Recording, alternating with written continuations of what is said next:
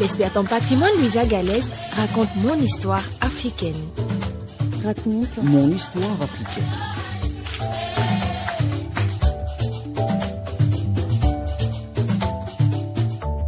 Il y a fort longtemps, le feu n'existait pas sur la terre.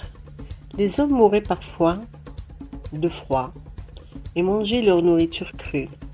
Les animaux du ciel connaissaient certes le secret du feu, mais ils le gardaient jalousement au sommet d'une montagne interdite.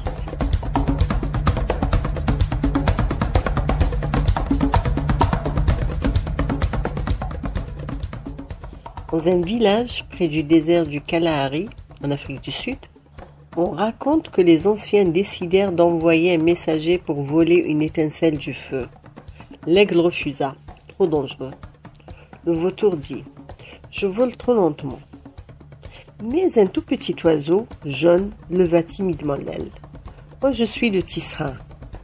Je veux essayer. » Les autres rirent. « Tu es trop petit. » Mais le tisserand était courageux et rusé. Il tissa un sac de feuilles vertes, vola haut et longtemps jusqu'à la montagne interdite et attendit la nuit.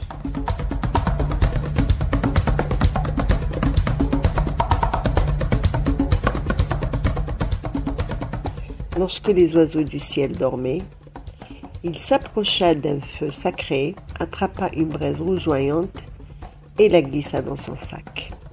Puis il s'envola rapidement, alors que les flammes léchaient déjà son dos.